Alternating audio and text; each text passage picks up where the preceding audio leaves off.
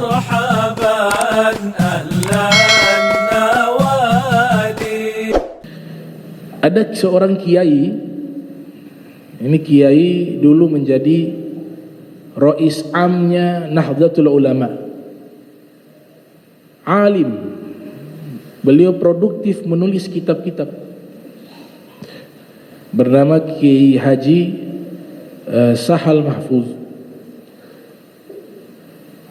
Beliau tulis sebuah kitab, nanti kaitannya dengan debu, dengan turab, berjudul Tariqatul Husul ala Ghayatil Wusul. Beliau menjelaskan bahwa manusia ini terdiri dari 4 jenis, dari 4 unsur alam. Manusia ini terdiri dari 4 jenis, dari 4 unsur alam. Jadi Kiai Sahal Mahfuz itu namanya tafaulan kepada nama lengkapnya Imam Ma'ruf Al-Karhi. Kiai Sahal menulis sebuah kitab Tariqatul Husul ala Ghayatil Wusul. Beliau mengatakan manusia ini ada 4 jenis sesuai dengan keadaan alam. Ada manusia pertama Katurab. Ini saya sebutkan tidak berurutan, tapi isinya 4 ini. Jenis pertama manusia Katurab, kayak tanah. Dia min unsurit turab. Dia dari unsur tanah. Unsurit turab, dari unsur tanah. Nah, manusia yang berasal dari unsur tanah ini, dia punya pribadinya adalah la yanfa' wa la yadur. Tidak memberikan manfaat kepada orang, tapi juga tidak mengganggu orang. La yanfa' wa la yadur. Al-Imam Al-Ghazali mengatakan kal jidar. Ya, manusia ada 3, kal malaikah, seperti malaikat yang pertama. Jika dia hadir, dia bawa kebaikan. Yang kedua, kal jidar, seperti tembok. La yadur wa la yanfa'. Tembok tidak memberikan manfaat, tidak memberikan bahaya, ya dia diam seperti itu, masih mendingan itu. Tapi yang ketiga ini kasiba wal hayyat wal aqarib, kayak hewan buas, kayak ular, kayak kalajengking. Jadi karakternya jahat. Nah, ini yang paling celaka kata Al-Imam Al-Ghazali dalam kitab Bidayatul Hidayah. Jadi unsur tanah itu karakternya adalah dia tidak memberikan manfaat kepada manusia, tapi tidak mengganggu manusia, masih mendingan itu. Yang jahat itu, yang buruk itu sudah tidak memberikan sumbangsi kebaikan kepada manusia, tapi justru dia mengganggu manusia. Nah, itu yang paling buruk. Oleh sebab itu dikatakan dalam hadis, ini hadis dinukilkan oleh Imam Malik dalam kitab Al-Muwatta yang lahir tahun 93 Hijriah, wafat 179 Hijriah. Ada hadis yang singkat tapi maknanya sangat dalam. Itu bagian mukjizatnya Nabi Muhammad. Khairul kalam ma qalla wa dalla. Ya, sebaik-baiknya ucapan sedikit tapi berisi. Nabi katakan la darar wa la dirar. La darar wa la dirar. Al-Habib Abdurrahman bin Ahmad As-Saqaf Sayyidul Walid ketika mengartikan hadis tersebut, beliau mengatakan makna hadis tersebut adalah la tadurra nafsak wa la tadurra gairak. Makna hadis itu jangan memberikan bahaya bagi dirimu dan jangan memberikan bahaya bagi orang lain. Itu makna hadis tersebut. Makanya jadi kaidah dalam usul fikih namanya ad-darar yuzal. Kalau ada bahaya dihilangkan. Ada bahaya dihilangkan. Di jalan ada batu. Batu itu bisa membahayakan orang yang sedang berkendara. Syariat kita memberikan apresiasi, siapa yang menghilangkan gangguan di jalan dapat pahala. Imatatul adza 'anit thariq, kata Nabi. Imatatul adza anit tariq. Nabi kaitkan menghilangkan gangguan di jalan dengan masalah keimanannya kepada Allah. Padahal hanya menggeser. Kenapa berkaitan dengan keimanan? Imam Al-Baihaqi yang lahir tahun 384 Hijriah dalam kitab Syu'abul Iman mengatakan, karena ketika orang melakukan kebaikan itu menunjukkan keimanannya yang kuat kepada Allah, karena Allah perintahkan dia melakukan kebaikan. Tapi kalau rajinnya sholat masih buang sampah di solokan, ini keimanannya masih belum terkoneksi dengan Allah.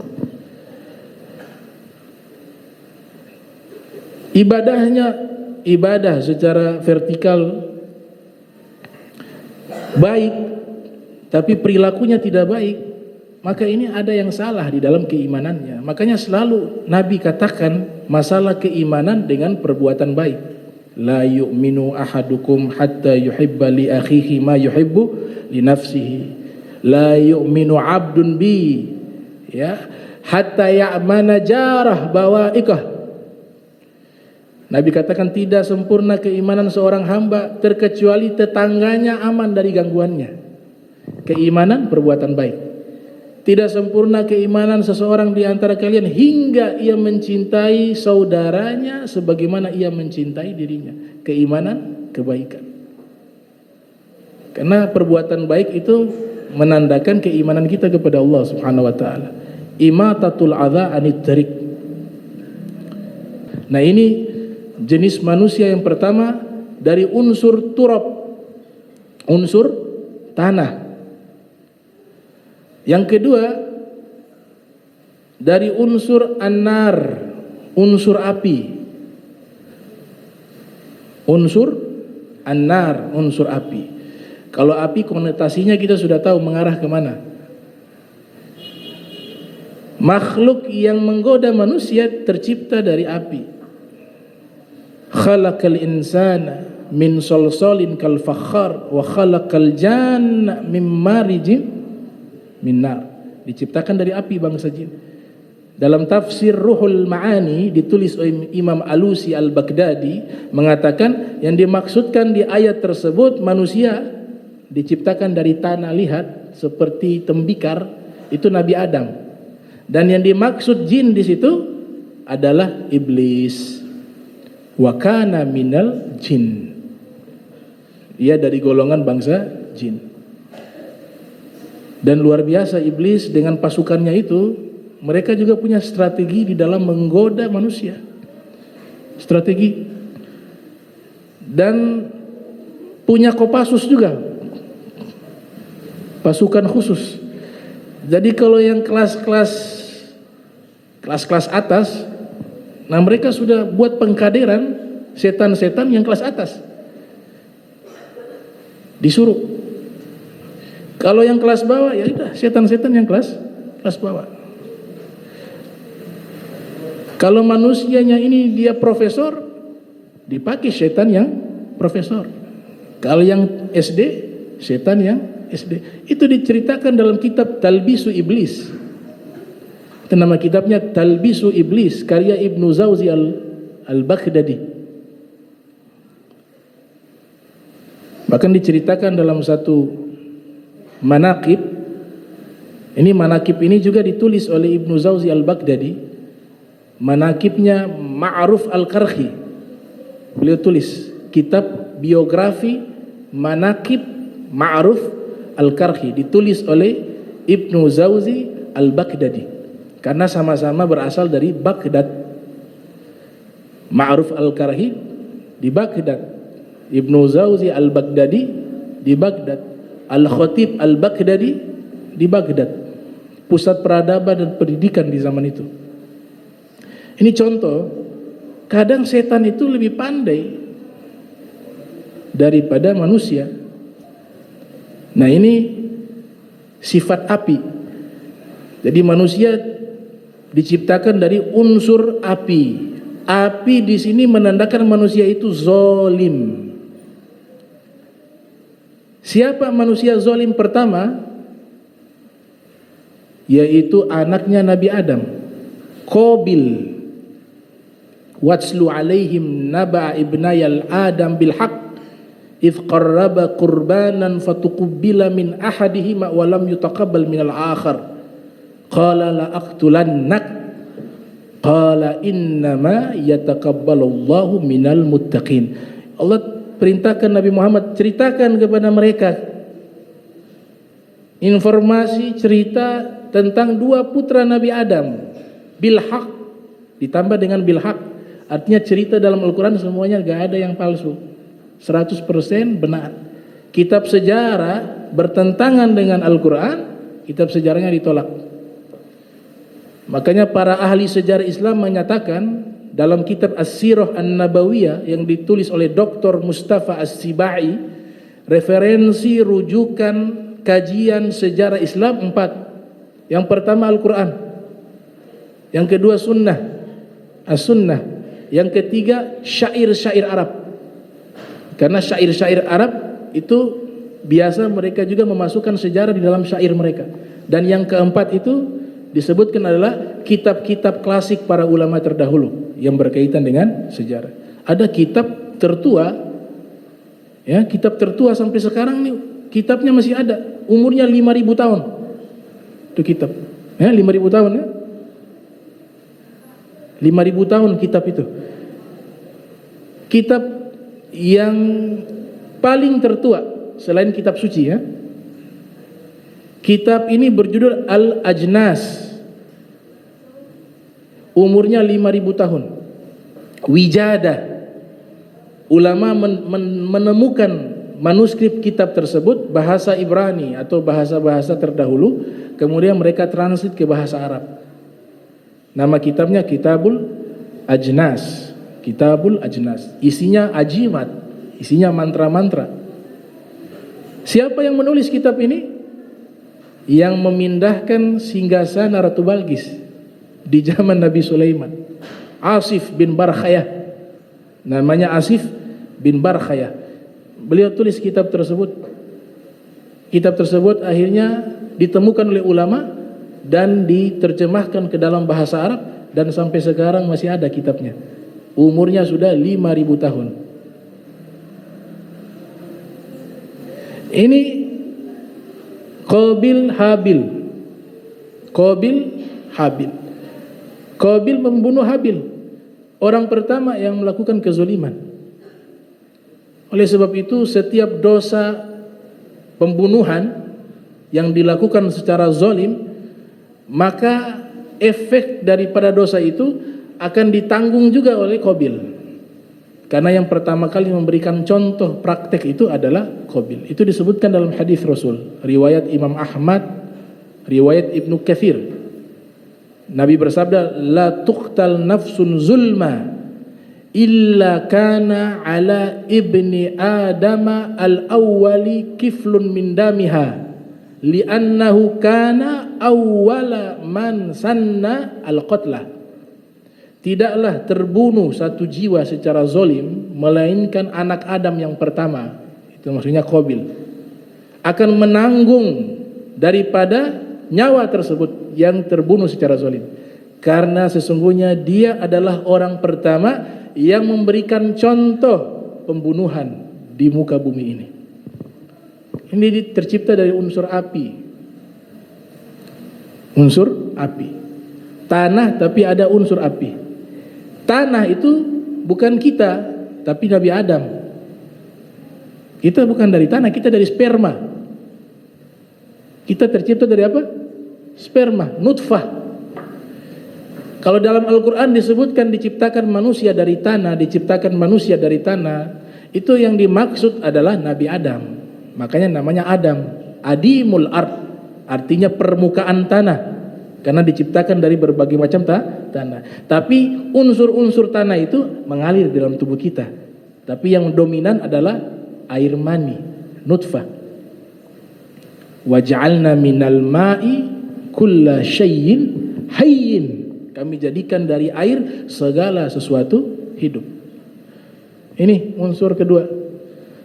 Yang ketiga, manusia diciptakan dari unsur angin, unsur rihi. Nah, ini manusia yang kadzab, tukang bohong. atau naik kelas munafikun, orang-orang munafik. Itu diciptakan dari unsur angin. Idza ja'akal munafiquna qalu nashhadu innaka la rasulullah wallahu ya'lamu innaka la rasuluh wallahu yashhadu innal munafiqina lakadzibun. Allah yang nyatakan, wahai Nabi Muhammad sallallahu alaihi wasallam, apabila datang kepadamu orang-orang munafik, mereka mengatakan sesungguhnya engkau adalah utusan Allah, kata orang munafik di hadapan Nabi Muhammad. Dipikir Nabi Muhammad tidak tahu, sudah dilapor oleh Allah. Allah mengatakan sesungguhnya engkau adalah utusan Allah. Dan sesungguhnya mereka orang-orang munafik kesaksiannya itu adalah kesaksian yang penuh dengan kedustaan. Mereka orang-orang yang pendusta. Nah, ini orang-orang munafik diciptakan dari unsur rih, angin. Nauzubillah min zalik. Nah, yang terakhir saya tutup juga. Ini yang paling terbaik. Manusia unsur air. Unsurul ma. Dia berasal dari unsur air. Adanya dia membawa kedamaian, membawa manfaat, membawa kesejukan, membawa kedamaian. Ini manusia-manusia pilihan. Seperti Imam Junaid Al-Baghdadi. Imam Junaid Al-Baghdadi yang lahir pada tahun 215 Hijriah, wafat pada tahun 298 Hijriah. Awal beliau menjadi seorang wali itu beliau tukang pegulat. Dan beliau pegulat nomor 1 di Irak. Semua yang bertanding melawan beliau kalah. Akhirnya raja membuat turnamen lomba, siapa yang bisa mengalahkan Junaid, dia akan diberikan hadiah yang sangat besar. Asal bisa mengalahkan Junaid. Tidak pernah kalah. Tidak pernah kalah. Daftarlah seorang, tidak ada yang berani lawan Junaid. Tidak ada yang berani. Justru yang mendaftar orang tua, usia 65 tahun. Imam Junaid masih muda. Yang muda-muda saja kalah, ini yang daftar orang tua. Dia daftar. Kata petugas yang menjadi petugas menulis pendaftaran itu mengatakan, Bapak tidak salah, ini mau lawan ini. Ini yang muda-muda semua tumbang. Kata Bapak ini tidak, saya mau lawan dia. Maka ditulislah namanya. Dia sendiri lawannya Imam Junaid. Maka ketika berhadapan dengan Imam Junaid, ini Bapak mendekati Imam Junaid, kemudian membisikkan sesuatu di telinganya Imam Junaid. Dia katakan, saya tahu pasti saya kalah. Itu Bapak itu gak bilang juga sudah pasti kalah. Makanya sunnah itu kalau dalam Islam, rambut yang putih hukumnya makruh dihitamkan. Makruh. Apalagi mau lamar anak orang yang masih muda, rambutnya putih dihitamkan semuanya, dipikir masih muda. Itu Nabi katakan wa huwa minal kadzdzab. Orang yang seperti ini termasuk berdusta. Kalau memang sudah putih mau lamar anak orang, biarkan dia putih. Biar ketahuan aslinya. Hukumnya makruh menghitamkan, kecuali dalam medan perang. Dianjurkan dihitamkan rambut yang putih. Kenapa demikian? Agar musuh lihat, masih muda semua. Hitam semua itu. Coba kalau semua yang pasukannya semua di atas 60-70 tahun, rambutnya sudah putih semua, itu dari jauh musuh tertawa. Ya ini tiup angin saja dia jatuh ini. Ya takut ya. Makanya disunahkan itu. Pakaian sutra hukumnya haram digunakan laki-laki. Sutra yang murni atau bahan sutranya lebih banyak dari bahan yang lain, hukumnya haram. Tapi dalam peperangan dibolehkan, karena dia membantu melindungi diri. Kalau pedang biasa licin, itu pakaian sutra, maka dibolehkan. Nah ini Imam Junaid dibisikkan oleh bapak ini mengatakan, saya ini pasti kalah, engkau pasti menang. Saya bertanding denganmu karena saya ingin mencari hadiahnya. Saya punya keluarga, mereka semua sudah beberapa hari tidak makan karena tidak ada uang membeli makanan. Maka saya minta kepadamu, tolong engkau pura-pura kalah. Pura-pura kalah. Ini reputasinya Imam Junaid ini bisa jatuh ini. Ini tidak mudah. Muhammad Ali kalah dengan petinju amatir misalnya. Itu kan tidak, itu merusak dia punya karir. Imam Junaid kalau kalah, karirnya rusak. Kenapa? Karena dia kalah dengan orang tua. Kemudian orang ini mengatakan, saya ini adalah min zurriyatin Nabi. Saya masih anak turunannya Nabi Muhammad. Dengar kalimat itu hatinya tersentuh. Dia mengatakan baik. Jadilah pertandingan, Imam Junaid kalah. Itu satu kota heran itu. Imam Junaid dihina-hina. Masa kalah sama orang tua? Begini seterusnya. Karirnya jatuh. Pensiun dini dari pergulatan. Tapi subhanallah, pengorbanan dia karena ingin menolong ini kakek, Allah angkat dia pada waktu itu menjadi seorang wali yang namanya disebut sampai hari ini pemimpin sufi dunia, Imam Junaid al-Baghdadi. Kenapa demikian? Hatinya baik dia, qalbun shafin. Dia tercipta dari unsur air yang memberikan kebaikan kepada orang. Nah, ini 4 unsur manusia yang dijelaskan oleh Kiai Sahal Mahfuz. Mudah-mudahan bisa bermanfaat. Bismillahirrahmanirrahim. Alhamdulillahirabbil alamin. Allahumma shalli wa sallim ala sayyidina Muhammadin wa ala ali sayyidina Muhammad. Allahumma jam'ana hadza jam'a marhuma wa tafarraqan ba'da tafarraqa ma'zuma wa la tajal minna wa la minna syaqiyya wa mahruma. Allahumma nadhih qulubana 'ani ta'alluqi bima dunak waj'alna min qaumin tuhibbuhum muhibbunak. Subhanaka bihamdika asyhadu an la ilaha illa anta astaghfiruka wa atubu ilaik. Wa sallallahu ala sayyidina Muhammadin wa ala alihi wa sahbihi wa barik wa sallam wa afu minkum. Wassalamu alaikum warahmatullahi wabarakatuh.